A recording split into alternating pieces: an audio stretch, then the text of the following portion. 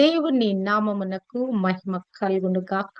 Heavenly light ministries global prayer tower ఆధ్వర్యంలో జరుగుతున్న ఉదయకాలపు స్తుతి ఆరాధన కుడికు మిమ్మల్ని అందరినీ ప్రేమపూర్వకంగా ఆహ్వానిస్తున్నాను.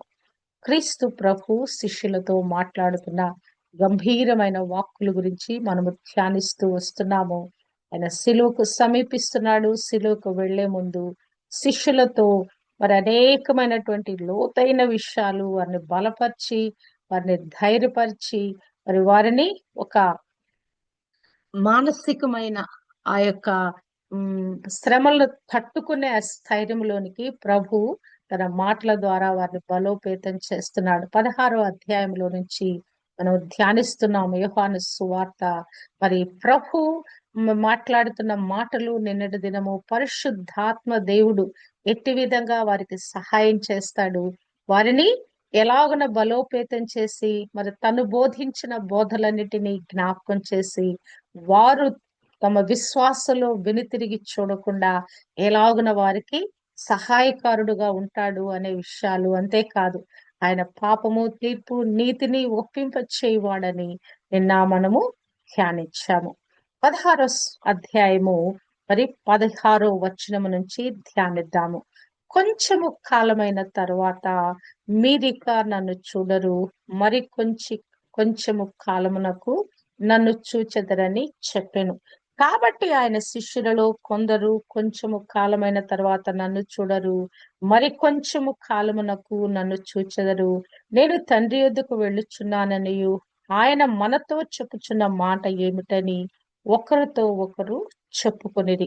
మరి ప్రభు మరి వారికి స్పష్టంగా చెప్తున్నాడు. ఇక్కడైతే ఆయన మరి ఆ ఉపమానాలు చెప్పినట్లుగా మరి కొందరికి అర్థమయ్యేటట్లుగా, కొందరికి అర్థం కానట్లుగా ప్రభు చెప్పటం లేదు. మరి ఇక్కడ వారికి స్పష్టంగా అనేక విషయాలు బయలుపరిచాడు. నేను తండ్రి యొద్దకు వెళ్తున్నాను, వెళ్ళి మీ కొరకు స్థలం సిద్ధపరుస్తున్నాను, ఇదిగో నేను వెళితే మీకు ప్రయోజనము, మరి ఆత్మదేవుడు మీకు తోడుగా వస్తాడు, ఆయన మిమ్మల్ని సర్వసత్యములోకి నడిపిస్తాడు, ఇదిగో సమాజం మిమ్మల్ని కొట్టి చంపుద్ది, వెలివేస్తుంది.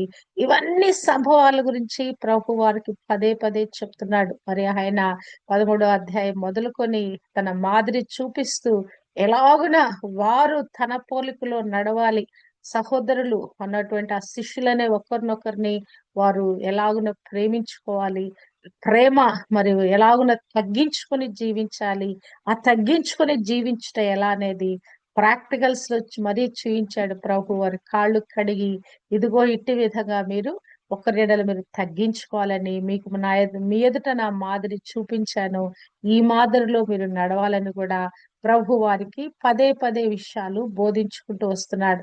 13వ అధ్యాయము, 14వ అధ్యాయము, 15వ అధ్యాయములో నేను మీ స్నేహితుడే ఉన్నాను కనుక మీకు అనేక విషయాలు నేను బోధిస్తూ వస్తున్నాను, తండ్రి వద్ద నేను ఏమి పొందుకున్నానో దాన్ని మీకు బోధిస్తూ వస్తున్నాను. నేను మిమ్మల్ని దాసులుగా దాసులకి యజమానుడు చేసేది తెలియదు, కానీ నేను మిమ్మల్ని స్నేహితులుగా చూచుకుంటూ వచ్చాను గనక అందును బట్టి నా శిష్యులైన మిమ్మల్ని నేను ఎంతగానో ప్రేమించాను గనక మరి తండ్రి నాకు అనుగ్రహించిన వాటి అన్నిటినీ కూడా తీసుకొని మీకు నేను బోధిస్తూ వస్తున్నాను, మిమ్మల్ని ట్రైన్ అప్ చేస్తూ వస్తున్నాను. ఈ ఆఖరి గడియల్లో కూడా మరి నేను మిమ్మల్ని బలోపేతం చేయటానికి నేను సిద్ధపరుస్తున్నానని ప్రభు వారితో మాట్లాడుతున్నాడు. అంటే కొంచెం కాలం తర్వాత నన్ను చూడరు, మరి కొంచెం కాలం తర్వాత మనం చూస్తారన్నప్పుడు ఈ కొంచెం ఇక్కడ భావోద్వేగంగా మరి ప్రభు మాట్లాడుతున్నట్లుగా మనం అర్థం చేసుకోవచ్చు. కొంచెం కాలం అంటే ఇక వెళ్ళిపోయే ముందు కదా, ఎప్పుడైనా ప్రయాణమై వెళ్ళిపోతా ఉన్నారు, దూర ప్రయాణం వెళ్ళేటప్పుడు ఆ లాస్ట్ మినిట్స్ చాలా గంభీరంగా మారిపోతాయి, అవునా కాదా? ఎవరు మాట్లాడలేనట్లుగా మారిపోతాయి, ఎవరికి వారు మదన పడుతున్నట్లుగా, లోపల లోపల బాధపడుతున్నట్లుగా, మరి విడిపోలేనట్లుగా ఉంటది ఆ అనుభవము. మరి ప్రియమైన వ్యక్తులతో విడిపోతున్నప్పుడు, దూరం అవుతున్నప్పుడు ఆ భావము వర్ణాతీతంగా ఉంటది. ఇక్కడ ప్రభుకి అదే హృదయం ఉంది, శిష్యులు కూడా అదే హృదయం ఉంది, వారికి ఇంకా గందరగోళ హృదయం ఉంది. ప్రభు మరి ఆయన మరి తన యొక్క మరి పోరాటం, తన దేనికి ఏ పోరాటంలో వెళ్ళబోతున్నారో ప్రభుకు తెలుసు. మరి ఆ జరగబోయే హింసకి వీళ్ళందరూ చెదిరిపోతారని కూడా ప్రభువుకు తెలుసు. వారు విశ్వాసం కోల్పోకుండా ఉండటానికి, వెనుతిరిగి చూడకుండటానికి, వారిలో అనిశ్చిత కలగకుండా ఉండటానికి ప్రభువు వారితో ఈ మాటలు చెప్తా ఉన్నాడు. అంటే కొద్ది కాలం మీతో ఉండను కానీ మరలా మీతో వచ్చి నేను జీవిస్తాను. మరలా మీరు నన్ను చూస్తారు. అంటే ఒక 3 దినాలు మరి మీరు మీరు మరి మీకు నేను దూరం అయిపోతాను. తర్వాత మరలా తిరిగి లేచి మీకు నేను ప్రత్యక్షపరుచుకుంటానని ప్రభు యొక్క భావనైనది. మరి కొద్ది కాలం నన్ను చూడరు. ఇప్పుడు ఈ సమయం మొదలుకొని మరి ఆ యొక్క కిద్రోను వాగు దాటి ఆ యొక్క గెత్సేమనే తోటలోకి వెళ్ళిన దగ్గర నుంచి ఇక అక్కడ నుంచి నన్ను పట్టుకున్న తర్వాత ఇక మీకు నాకు సంబంధం తెగిపోద్ది. ఇక నన్ను చూడరు. అంతే కదా! కొద్దిమంది ఆ తోటలోనే ప్రభువుని వదిలిపెట్టి వెళ్ళిపోయారు. పేతురు ఆ యొక్క ప్రధాన యాజకుడు ఇంటి ముంగట వరకు వచ్చాడు. ఇక యోహాను మాత్రమే ప్రభువును సిలువ వరకి వెంబడించి ఇక నన్ను చూడరు మీరు. కొద్ది సమయమైందంటే, కొద్ది కాలమైందంటే ఇక మీరు నన్ను చూడరు. తర్వాత కొంచెం కాలం తర్వాత మీరు నన్ను చూస్తారు. అంటే ప్రభు వారిలో ఆ యొక్క మరి జరగనైనటువంటి ఆ సంభవాన్ని ఆయన వారికి స్పష్టంగా మాట్లాడుతున్నాడు. ఎందుకంటే తను ప్రాయశ్చిత్తం చేయటానికి వచ్చాడు. విమోచన పనిని పూర్తి చేయాల్సిన అవసరం ఉంది కనుక వారి యొద్ద నుంచి ఆయన నిష్క్రమణ అయిపోతాడు. వారితో కలిసి ఉండడు. నేను తిరిగి మరి మీకు కనిపిస్తాను అంటే మరి పాపంపై, మరణంపై తన యొక్క విజయ పదాన్ని ఆయన ఎలా ఆ కార్యాన్ని ముగించగలడో దాన్ని జ్ఞాపకం చేసుకుంటూ దాన్ని చూస్తున్నాడు. ఆ దృశ్యాన్ని చూస్తున్నాడు. తన శ్రమ పడేది చూస్తున్నాడు. తను సమాధి చేయబడేది చూస్తున్నాడు. మరణించుట, సమాధి చేయబట్ట చూస్తున్నాడు. తిరిగి లేచుట చూస్తా ఉన్నాడు. కొంతకాలం మీకు కనపడను. 3 రోజులు నేను ఆ భూమిలో పాతి పెట్టబడవలసినది. కానీ మృత్యుంజయుడిగా, పునరుత్థానుడుగా తిరిగి నేను లేస్తాను. మరణపు ముళ్ళను విరిచిన వాడుగా నేను లేస్తాను. మరి ప్రభు వారితో మాట్లాడుతున్నాడు. కొద్ది కాలమే మీకు కనపడను గాని ఆ కొద్ది కాలమైన తర్వాత నేను మీకు కనపడతాను. అంటే మానవునికి ఒక నిరీక్షణ అవసరం అండి. నిరీక్షణ అవసరం. నిరీక్షణ ఎప్పుడు పెట్టగలడు? మరి తప్పనిసరిగా ఈ కార్యం జరుగుద్దంటే నిరీక్షణ వస్తది. కానీ మానవుడికి పని జరగదు అంటే నిరీక్షణ రాదు కదా! హోప్‌లెస్ అయిపోతాం. పని అవుతుందంటేనేమో హోప్‌గా జీవిస్తాం. ఇవాళ కాతే రేపు వద్దులే, రేపు కాతే ఎల్లుండి వద్దులే అని ఒక హోప్‌లో మనం జీవిస్తాం ఏదైనా ఒక కార్యం గురించి. కానీ అది జరగదు అనేటువంటి ఆ పరిస్థితికొస్తే, ఆ నిరీక్షణ కోల్పోయే పరిస్థితికొస్తే ఇక మనం విశ్వసించిన కూడా విశ్వసించలేమండి. ఆ కార్యము జరగదు అనేటువంటి ఆ ఛాయలు గోచరిస్తా ఉంటే మనము విశ్వసించిన కూడా విశ్వసించాం. కానీ అబ్రహాము గురించి ఒక అద్భుతమైన మాట, నిరీక్షణకు ఆధారము లేనప్పుడు అతడు నిరీక్షణ కలిగి నమ్మెను. ఇక్కడ చూచినట్లయితే ప్రభువు వారి నుంచి వెళ్ళిపోతే, ప్రభువు వారికి దూరమైతే తిరిగి కలుసుకోవటానికి అవకాశం ఉందా? అవకాశం లేని పరిస్థితి. ఆయన సమాధి పడతాడు. అట్టి విధంగా కొట్టి ఏడవబడతాడు కదా! ఆయనని ఎంతో హింసిస్తారు. మరి వీరు పారిపోయారు. ప్రభువుని ఎక్కడి నుంచన్నా దూరం నుండి మరి చూస్తున్నారో కూడా మరి ఇక్కడ బైబిల్ గ్రంథంలో రాయలేదు. మరి మిగతా శిష్యులు ఎక్కడి వరకు వెంబడించారన్నది. ఇక్కడ ప్రభు చెప్తున్న మాట, ఇట్టి విధంగా ఈ హింసలు జరుగుతాయి. నాకు మీకు ఎడబాటయిపోద్ది. కొంచెం కాలం ఎడబాటయిపోద్ది. ఈ శ్రమలో మీరు తట్టుకోలేరు గనక మీకు ఎడబాటయిపోద్ది. కానీ కొంచెము కాలం తర్వాత మిమ్మల్ని నేను మరి కలుసుకుంటాను. మరలా మీరు నేను కలుసు కదా! ప్రభువే తన్ను తాను వారికి ప్రత్యక్షపరుచుకున్నాడు. వారందరూ ఎక్కడో దాక్కున్నారు. ఒక రూమ్‌లో దాక్కొనున్నారు కదా! ప్రభువుకి ఎంత ప్రేమండి. శిష్యులన్నా ఎంత ప్రేమ, మనమన్నా ఎంత ప్రేమ. మిమ్ములను నేను అనాథులుగా విడువను. 14, 18లో కూడా మాట్లాడతాడు. కొంతకాలమైన తర్వాత లోకము నన్ను మరి ఎన్నడూను ఎరగదు గాని, అయితే మీరు నన్ను చూస్తారు. నేను జీవించుచున్నాను గనక మీరు కూడా జీవిస్తారు. అబ్బా! ప్రభువు నిజంగానే వారిని బలోపేతం చేసే మాటలు మనం ధ్యానిస్తుంటుండగా, మన జీవితాల్లో కూడా మనకు కలిగే కష్ట నష్ట సమయాల్లో కూడా ఈ మాటలు మనకెంతో ఓదార్పుని, ధైర్యాన్ని, ఆదరణను కలిగిస్తాయండి. ప్రభు సజీవుడుగా ఈ దినం కూడా మా పక్షాన ఉన్నాడనేటువంటి ఆ భరోసా మనం ఎంత బాధల్లో కూడా మరి మరి నిశ్చింత కలిగి జీవించటానికి సహాయకారమవుద్ది. అంటే ప్రభు ఎలాగున మరి ఆ తర్వాత మరి కంప్లీట్ సెపరేషన్ వచ్చేసింది. ఇప్పుడేంటి కొద్ది కాలం తర్వాత నన్ను చూస్తారంటే తిరిగి లేచాడు. వారితో కలిసి కొన్ని సందర్భాల్లో వారికి కనపడ్డాడు. మరి ఆఖరికి ఆ సముద్రం దగ్గర గూడా మరి వారు మరలా చేపలు పట్టటానికి పోతే గూడా అక్కడ గూడా వాళ్ళకి కలుసుకుంటాడు. ఆ తర్వాత బేతనీకి తీసుకొని వెళ్లి వాళ్ళందరినీ అక్కడి నుంచి ఆరోహణమై వెళ్ళిపోతాడు. అంటే పర్మనెంట్ సెపరేషన్ కూడా కలుగుతుంది గానీ, అక్కడ అసలు ప్రభువు చెప్పిన మాటలు మనం చూస్తే గనక, ప్రభువు వారితో ఏం మాట్లాడతాడంటే, ఒక మేఘము వారికి కనపడకుండా ఆయన ఆరోహణమై ఎళ్ళిపోయాడు. కానీ మరి దేవదూతలు వచ్చి ఒక సర్టిఫికేట్ ఇస్తా ఉన్నారు. ఏమని? "ఓ గలిలయ మనుషులారా, మీరెందుకు ఆకాశం వైపు తేరి చూస్తున్నారు? పరలోకానికి ఎత్తబడిన యేసే ఎలా పరలోకానికి వెళ్ళాడో తిరిగి ఆయన మీ యొద్దకు తిరిగి వస్తాడు" అని చెప్పేసి అక్కడ వాళ్ళు నొక్కి వక్కాణిస్తున్నారు. ప్రభువు కూడా ఏం చెప్పాడు? తండ్రి చేసిన వాగ్దానం కొరకు మీరు కనిపెట్టుకోండి. యెరూషలేమును మీరు విడిచిపెట్టెళ్ళొద్దు. మీరు అక్కడే మీరు ఉండండి అని చెప్పిన ఆ యొక్క ఆజ్ఞకు కూడా వారు లోబడ్డారు. అంటే నేను వెళ్ళిపోతున్నాను. నీకు నాకు మధ్య ఎడబాటు వస్తుంది కానీ, ఈ ఎడబాటు టెంపరరీ మాత్రమే. ఇది పర్మనెంట్ ఎడబాటు కాదు. మన జీవితంలో కూడా ఈ శ్రమలు, దుఃఖాలు ఇవన్నీ కూడా టెంపరరీ అండి. ప్రభువు ఎల్లప్పుడూ మనతో ఉంటాడు. అంటే నా జీవిత అనుభవంలో నుంచి నేను నేర్చుకున్న సత్యం ఏంటంటే, ఈ శ్రమల కాలంలో చీకటి పీరియడ్ ఒకటుంటది మన జీవితంలో.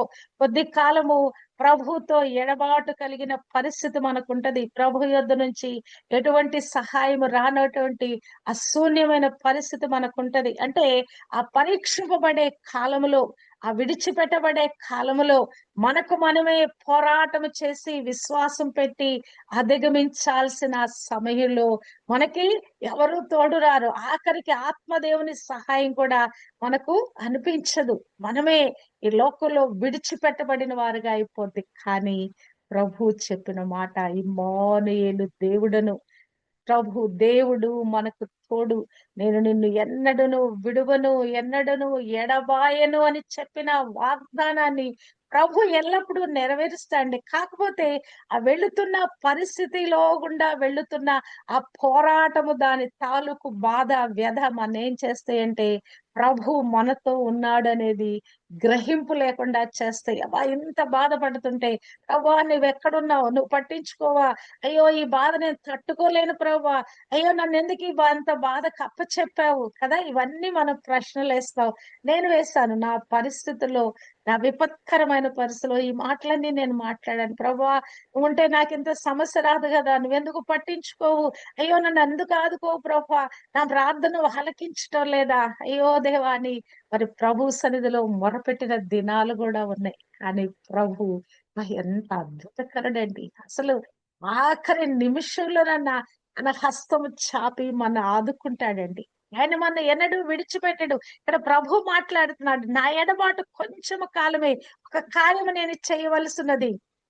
మన జీవితంలో కూడా ఆ ఎడబాటుకి ఒక కారణం ఉంటది. ప్రభు మౌనం ఉండటానికి కూడా ఒక కారణం ఉంటది. ఎ టైమ్ ఆఫ్ సైలెన్స్ ప్రతి ఒక్కరి జీవితంలో ఈ అనుభవంలో గురించి మనం వెళ్ళాలండి. ఎందుకంటే మనము విశ్వాసాన్ని వృద్ధి చేసుకోవటానికి ఆ నిరీక్షణ లేని సమయంలో కూడా నిరీక్షణ కలిగి ఆధారపడటానికి ప్రభువు మనకు ఆ శ్రమను అనుమతిస్తాడు. నాకు ఒకసారి ఒక సంఘటన జరిగింది. మరి చాలా గొప్ప మరి భయంకరమైన పరిస్థితి గుండా వెళ్తా ఉన్నాను. మరి అటువంటి పరిస్థితిలో ప్రభు నాకు తన అభయహస్తం ఇచ్చాడండి. చాలా పోరాటం ఉంది. కన్నీరు, దుఃఖము, వేదన అసలది తట్టుకోలేని పరిస్థితి. రాత్రికాలం ఏడ్చి దేవుని సన్నిధిలో మరి ఏడ్చి నిద్రలోకి వెళ్ళిపోతే నాకొచ్చిన కల, నాకు మెలుకువొచ్చేటప్పటికొచ్చిన కలేంటంటే, ఒక పెద్ద సముద్రము కనుచూపు మేరలో ఎక్కడ దానికి ఒడ్డు లేదు. ఒడ్డు లేనటువంటి ఆ సముద్రంలో నేను మునిగిపోతా ఉన్నాను. కంప్లీట్‌గా మునిగిపోతా ఉన్నాను. ఆఖరి నా తల మునిగిపోయే పరిస్థితొచ్చింది. ప్రభువా! అని ఒక కేక వేశాను. కేవలం నా కుడి చెయ్యి మాత్రమే పైనుంది. నేను కంప్లీట్‌గా మునిగిపోతున్న పరిస్థితిలో ఒక పెద్ద బలమైన హస్తమొచ్చి నా చెయ్యి పట్టుకొని నన్ను బయటికి లాగింది. హల్లెలూయా!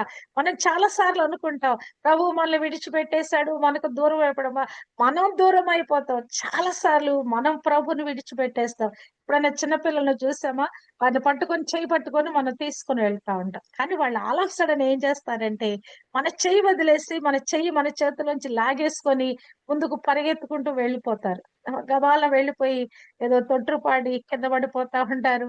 మరలా ఏడవటం, మరలా మనం దగ్గర తీసుకోవటం, మరలా మరి కోపం చేయటం, ఇవన్నీ మనం చేస్తాం. అంటే ప్రభు చేతిలో నుంచి మనం తప్పించుకొని వెళ్ళటానికి ప్రయత్నిస్తాం.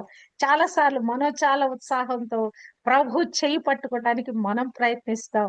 కానీ ప్రభు మన చెయ్యి పట్టుకుంటే ఆయన మనల్ని విడిచిపెట్టడండి. ఎన్నడూ విడిచిపెట్టడు. అంటే ఇక్కడ ప్రభు చెప్తున్న మాట, మీ జీవితంలో ఎడబాటు మీకు నాకు మధ్య ఎడబాటు అనేది ఖచ్చితంగా జరుగుద్ది. ఆ ఎడబాటు తర్వాత మరి నేను వచ్చి ఎల్లప్పటికీ మీతో ఉండిపోతాను కదా! పరిశుద్ధాత్మ రూపంలో మరి ఆయన వచ్చి శిష్యులలో నివసించాడు. శిష్యులతో నివసించాడు. మనము చూచినట్లయితే ఇక్కడ మరి వారు అట్టి విధంగా వారు ఆందోళన చెందుట, మరి నన్ను చూడరని ప్రభు చెప్పుట, వారికి కూడా సందేహం కలుగుట. అయ్యో! ఏంటి కొంచెం కాలమైన తర్వాత నన్ను చూడరు, మరి కొంచెం కాలం నన్ను చూస్తారంటున్నాడు, తండ్రి యొద్దకు వెళుతున్నానంటున్నాడు. అసలు ఈ మాట ఏంటని ఒకరితో ఒకరు చెప్పుకొనిరి. ప్రభువు అసలు ఎంతగా వారితో వారికెందుకు వారి లోపలికి వెళ్ళట్లేదంటే గనక వారు దాన్ని గ్రహించట్లేదు. ఒకటి గ్రహించిన దాన్ని కూడా ఇష్టపడి ఆ మాటను వారు తీసుకోవటల. మనకి ఏదైనా సరే మన జీవితంలో ఏదైనా కార్యం జరగాలంటే చెప్పిన మాటను మనం అంగీకరించాలండి. కార్యాలు ఎందుకు జరగవంటే మన జీవితంలో కొన్ని మరి సంఘటనలు జరిగినప్పుడు దాన్ని మనం యాక్సెప్ట్ చేయము. యాక్సెప్ట్ చేయకపోవటం వల్ల దాని తాలూకు ప్రతిఫలం మనం పొందుకోవటం లేదు. సమ్మతి లేకపోతే, యాక్సెప్టెన్స్ హార్ట్ లేకపోతే ఆ విషయాన్ని మనం పొందుకోలేము. అది కొత్త విషయమే, మనం భరించలేని విషయమే, మనం అది సహించలేని విషయమే. కానీ దాన్ని మనం గనక యాక్సెప్ట్ చేసామా, అప్పుడు అది తన కార్యాన్ని మనకి సఫలపరుస్తుంది. అందుకే యాక్సెప్టెన్స్ హార్ట్ కావాలి. వాక్యం చెప్పినప్పుడు విన్న దాన్ని గ్రహించే హృదయం మనకు కావాలి. ఎదుటివారు మనకి ఏదైనా మాట చెప్పినప్పుడు దాన్ని మనము తీసుకొనగలిగిన వారి హృదయము మనకు కావాలి. ఏంటి ఈయన తండ్రి యొద్దకు వెళ్తానని చెప్తున్నాడు, మరి మనతో చెప్తున్న ఈ మాట ఏంటి అని చెప్పేసి మరలా వారికి ప్రశ్న వస్తా ఉన్నది. ఎన్నిసార్లు ప్రభు, మరి నేను వెళ్ళిపోతున్నాను 14వ అధ్యాయంలో, ఇదిగో నేను స్థలము సిద్ధపరచ వెళ్ళుచున్నాను, నేనుండు స్థలములో మీరు వచ్చి నేను మిమ్మల్ని తీసుకొని వెళుతున్నాను. మరి ఈ మాటలన్నీ ప్రభు చెప్పినప్పుడు విన్నప్పుడు చక్కగా విన్నారు. మరి అర్థం చేసుకున్నట్లుగా వారు భావభావాలు కూడా పెట్టి ఉంటారు. కానీ ఇక్కడ చూస్తే గనక వాళ్ళు మరలా ఒకరితో ఒకరు వారు డిస్కస్ చేస్తా ఉన్నారంట. అప్పుడు ప్రభువు మరలా వాళ్ళు ఒక డిక్లరేషన్ ఏం చేస్తున్నారంటే, కొంచెము కాలమని ఆయన చెప్పుచున్నదేమిటి? ఆయన చెప్పుచున్న సంగతి మనకు తెలియదని చెప్పుకొనిరి. మనకు తెలియదు కదా! ఎవరికి చెప్తున్నాడు ప్రభు ఈ మాటలన్నీ? వారితోనే చెప్తున్నాడు. కాళ్ళు కడిగిన దగ్గర నుంచి, ఆ ప్రభు రాత్రి భోజనం దగ్గర నుంచి, ఇదిగో ఇది నా శరీరము, ఇదిగో ఇది నా రక్తము, దీన్ని త్రాగండి, దీన్ని తినండి, మరి అని చెప్పేసి ప్రభు చెప్పిన దగ్గర నుంచి ఇందులో పార్టేక్ చేసిన వాడు నిత్య జీవానికి వెళతాడు. ఇక ప్రభు అనేకమైన గంభీరమైన మాటలు వారితో మాట్లాడి ఇక వెళ్ళబోతుంటుండగా జరిగే సంభవాలను వారికి బయలుపరుస్తూ కూడా మరి ప్రభు వారితో మాట్లాడుతుంటే, కొంచెము కాలమని ఆయన చెప్పుచున్నదేమిటి? ఆయన చెప్పుచున్న సంగతి మనకు తెలియదని చెప్పుకొనిరి. అబ్బా!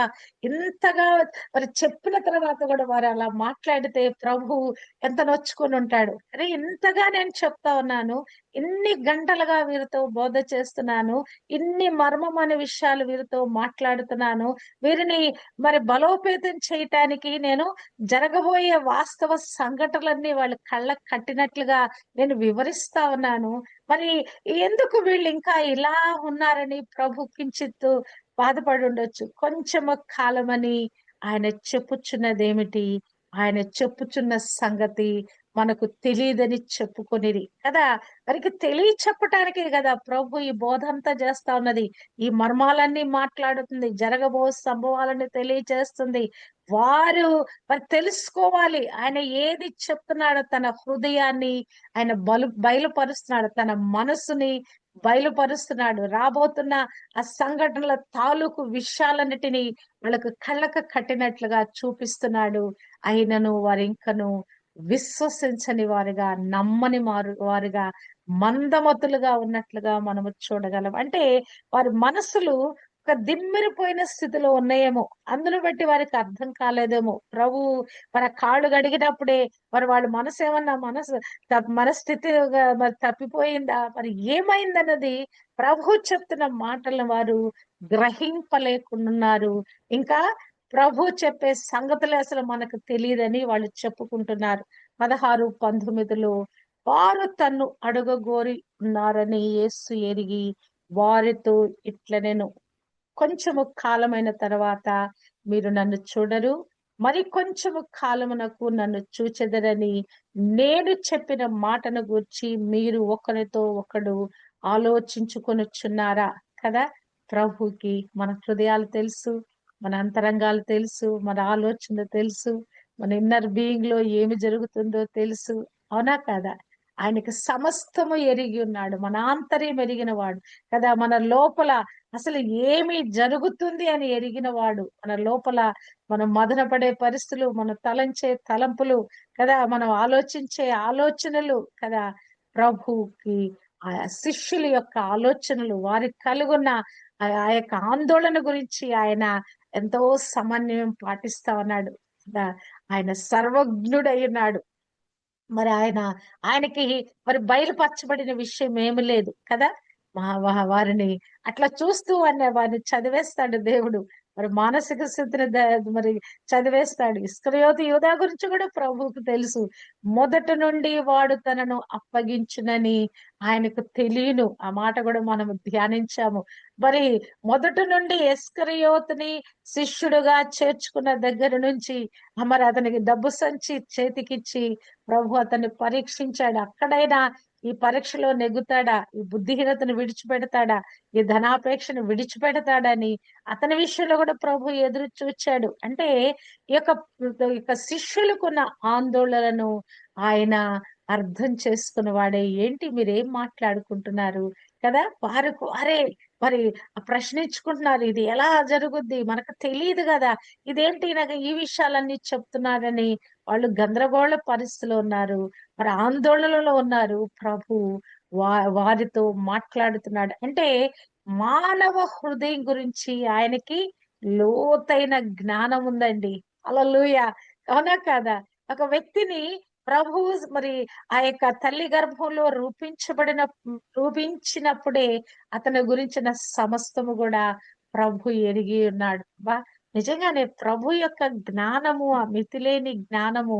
మరి ఇక సృష్టి యావత్తును మనం చూస్తే గనక, ఓకే, సృష్టిలో ఈ చెట్లు ఇవన్నీ ఆయన సృష్టించాడు, జంతువులు, పక్షులు, జలచరాలు ఇవన్నీ సృష్టించాడు.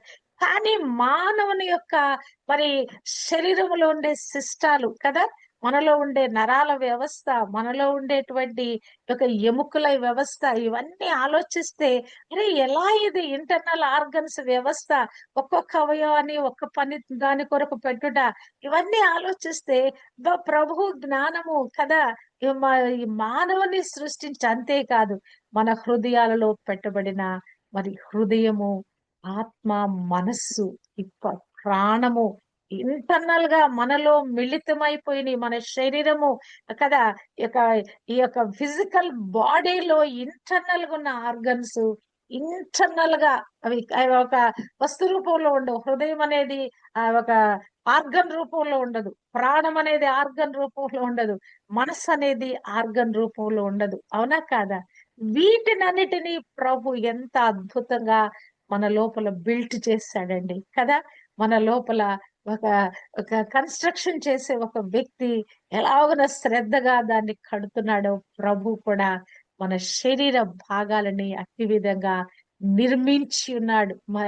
మరి నేను విచిత్రముగా నిర్మింపబడిన నాడు అని ఆ యొక్క 139 కీర్తనలో దావీదు కూడా మాట్లాడుతాడు. అంటే లోపల ప్రతి అవయముతో సహా ప్రభువు మనల్ని నిర్మించి ఉన్నాడు. హి knows everything top to bottom. అంటే ప్రభువుకి ఈ యొక్క ఆర్గన్సే కాదు, మరి ఆయనకి ఆ లోపల ఉన్న ప్రాణాత్మ మరి మనస్సులో ఉన్న విషయాలు కూడా ప్రభు ఎరిగి ఉన్నాడు. ఆ హృదయపు అంతరంగపు ఆలోచనలు కూడా ఆయన ఎరిగి ఉన్నాడు. మరి ఆయన తన బోధన స్పష్టంగా చేయటానికి ఆయన వారిని ఇగో ఈ విధంగా బలోపేతం చేస్తున్నాడు గాని వారు అర్థం కాని పరిస్థితిలో ఉన్నారు. అందుబట్టి ప్రభు అంటున్నాడు, నేను కొద్ది కాలమే మీకు ఎడబాటు ఉంటాను, మరి ఎక్కువ కాలం ఉండను, మరి కొంచెము కాలమును నన్ను చూచెదరని నేను చెప్పిన మాటను గురించి మీరు ఒకరితో ఒకడు ఆలోచించుకొనుచున్నారా? ప్రభు మనతో కూడా మాట్లాడుతున్నాడు. నేను చెప్పిన మాటల గురించి మీరు ఇంకా ఆలోచిస్తున్నారా? నేను ఎంత విధాలుగా నేను మీతో మాట్లాడుతున్నాను. మీ విశ్వాసాన్ని బలోపేతం చేయటానికి నేను మాట్లాడుతున్నాను. ఎన్ని మరి ఉదాహరణలతో కూడిన విషయాలు మీతో మాట్లాడుతున్నాను. వారికైతే ఉపమానాల రూపంలో వారికి బోధించబడింది, గాని మనకైతే ఈ వాక్యము పరిశుద్ధ జీవ గ్రంథము మనకు చేతుల్లో పెట్టబడింది. కొన్నిసార్లు కొన్ని విషయాలు మనకు అర్థం కాకపోయినా కొన్ని విషయాలు మన కథలాగా చదువుకుంటూ వెళ్ళిపోతూ కూడా మనం అర్థం చేసుకోవచ్చు. చరిత్ర గ్రంథాలు మరి చక్కగా మనకు అర్థమవుతాయి. ఎలాగున అవన్నీ జరిగినాయి అనే విషయాలు మరి యెహోషువ వారికి కూడా ఆ జరిగిన సంభవాలన్నీ కూడా మనం చదువుకుంటూ వెళ్ళిపోతూ మనం అర్థం చేసుకోవచ్చు.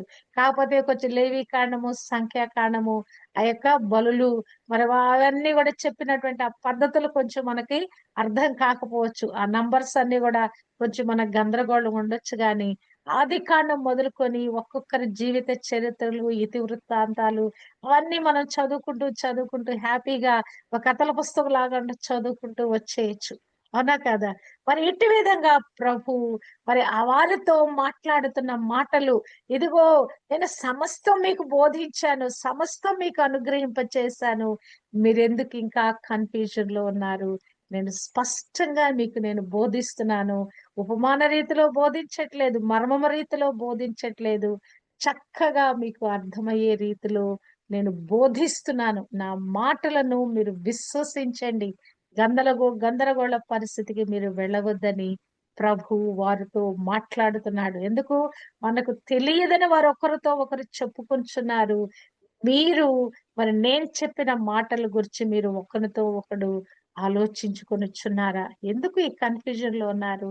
నన్ను అడగటానికి మరి చూపించలేకపోతున్నారా? ఆల్రెడీ ఫిలిప్ ఒక 2 సార్లు ప్రశ్నిస్తాడు. పేతురైతే ఎప్పుడు ప్రశ్నిస్తానే ఉంటారు. వారి సందేహాలు అదే యోహాను చేత కూడా అడిగిస్తాడు. తర్వాత మనం చూస్తే గనక చివరి అధ్యాయాల్లో రొమ్మున ఆనుకున్న శిష్యుడికి సైగ చేసి తెలుసుకో అని కూడా పేతురు సైగ చేస్తాడు. అంటే ప్రభువు ఎల్లప్పుడూ కూడా బయలుపరిచే దేవుడుగా, బోధించే దేవుడుగా, మరి ఆయా సమయాలకి మనకు అర్థం చేయించే దేవుడుగా ఉన్నాడు. ఆయన మనల్ని విడిచిపెట్టలేదు. మనకు అర్థం కాని విషయాలన్నీ కూడా మనకు బోధపరుస్తా ఉంటాడు. కొన్నిసార్లు కొన్ని వచనాలు చదువుతా ఉంటే అర్థం కావు. నా మట్టికి నాకు అవి కొంచెం డీప్ గా ఆలోచించి దాని గురించి నేను కామెంటరీ స్టడీ చేసి అది ఏ సందర్భంలో రాయబడింది, ఎందుకు రాయబడింది, ఇవన్నీ కూడా నేను కొన్నిసార్లు కొన్ని వరుసను ధ్యానించటానికి నాకు చాలా టైం పట్టుద్ది. అసలు ఇదెందుకు ఈ సందర్భంలో ఈ మాట ఈ ఈ రాయబడిన ఈ మాట ఎందుకు ఇట్లా రాయబడింది అనే విషయం పరిశోధించడానికి చాలా టైం పట్టుద్ది. కానీ ఆ మర్మాన్ని దేవుడు బోధిస్తాడండి. సపోజ్